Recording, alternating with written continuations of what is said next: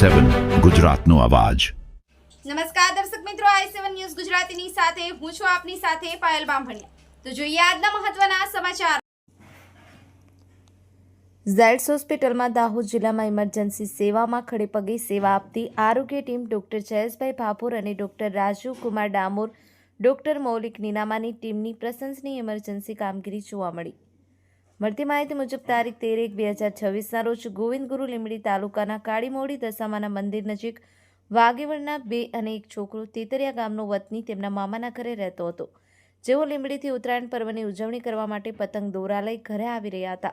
તેવામાં Kukshi Alirajpur Dahod Vaswada MR bus travel service આવતી હતી। તે સદર લક્ઝરી લોકમુખી ચર્ચાઓ જોતા એક વાહનને ઓવરટેક કરવા જતાં સામેથી આવતું ટુ વ્હીલર વાહન ચાલકે ભયંકર રીતે અકસ્માત સર્જાયો હતો અને 3 છોકરાઓ પૈકી એક સ્થળ પર મરણ થયું હતું। ત્રણેયને 108 ઇમરજન્સી સેવા વાહન મારફતે દાહોદ ઝાયડ્સ હોસ્પિટલમાં સારવાર અર્થે ખસેડવામાં આવતા 2 છોકરાઓને મૃત જાહેર કર્યા હતા અને એકને ઇમરજન્સી વોર્ડમાં વેન્ટિલેશન પર ઝાયડ્સ હોસ્પિટલની ઇમરજન્સી સેવા આપતી ટીમ ડોક્ટર જયેશભાઈ ભાભોર અને ડોક્ટર મૌલિક નીનામાની ટીમ ડોક્ટર રાજીવ કુમાર ડામોરના માર્ગદર્શન હેઠળ સતત ખડે પગે ઊભા રહી જીવ બચાવવા ખૂબ પ્રયત્ન કર્યો હતો, પરંતુ સદનસીબે તેમને પણ પ્રાણ છોડી દીધા હતા।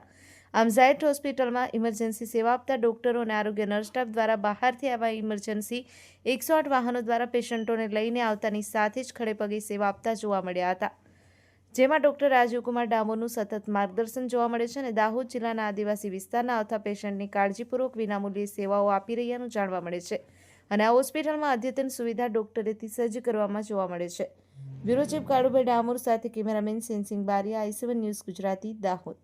ગુજરાતી દાહોદ જિલ્લા ચીફ બ્યુરો કાળુભાઈ ડામોર આજે હું ઝાયડ્સ હોસ્પિટલ પર આવેલી ઉપસ્થિત છે ત્યારે ગઈકાલે જે કાળીમોડી દશામાતાના મંદિરના હાઈવે રોડ પર એક ભયંકર એક્સિડન્ટ લક્ઝરી સાથે એક બાઇક વાળા સાથે પણ એક્સિડન્ટ થયેલું છે અને તેમાં 3 લોકોને અકસ્માતે ભયંકર વાગવાથી તેમને 108 મારફતે ઝાયડ્સ હોસ્પિટલમાં લાવીને દાખલ કરવામાં આવેલા છે। ત્યારે આ ઝાયડ્સ હોસ્પિટલના ડૉક્ટર સાહેબને હું પૂછવા માંગુ છું, સાહેબ અહીં જે આવી પરિસ્થિતિ હતી ને એવા આપણે કેટલા કેસો રોજ આવે છે અને તેને આપણે કેવા પ્રકારની સારવાર આપો છો એ રીતે થોડી માહિતી આપો સાહેબ। આપનું નામ? ડૉક્ટર જયેશ ભાભોર। નમસ્કાર।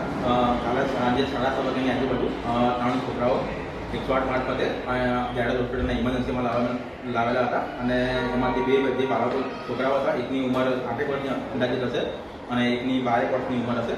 એ બંને મૃત જાહેર કરેલા અને 14 વર્ષનો છોકરો હતો એમની સાથે જ હતો। એમને તાત્કાલિક અંદર અમારી ઇમરજન્સીની ટીમ, અમારી આરોગ્યની ટીમ સાથે મળીને અમે ખૂબ જ બચાવવાનો પ્રયત્ન કર્યા અને તાત્કાલિક વેન્ટિલેટર સપોર્ટ આપ્યો અને તાત્કાલિક બધા રિપોર્ટો સીટી સ્કેન વગેરે કરાયા, પણ કુદરતના એના લીધે છોકરાને વધારે પડતી ઈજા થઈ હતી। એનાથી છોકરાનું જાહેર થયું હતું। 3 કલાક પછી એને મૃત જાહેર કર્યો હતો અમે અને અમારી જોડે અવારનવાર આવા ઘણા બધા કેસો આવે છે એક્સિડન્ટના। એ વધારે પડતા ઝાડુ લીંબડીના હાઈવે પરથી વધારે કેસો આવે છે એક્સિડન્ટના અને અમારી ટીમ 24 કલાક માટે રેડી છે અને બધાને અમે સારવાર તાત્કાલિક આપીએ છીએ। તાત્કાલિક વેન્ટિલેટર સપોર્ટ અમારા જોડે અવેલેબલ છે અને અમારી ટીમ 24 કલાક 24/7 સારવાર માટે અડીખમ ઊભી છે અને અમે બધાને સેવા આવી રીતે તાત્કાલિકમાં જેટલી થાય અમારા એટલી પૂર્ણ સેવા અમે આપીએ છીએ ઝાયડ્સ તરફથી।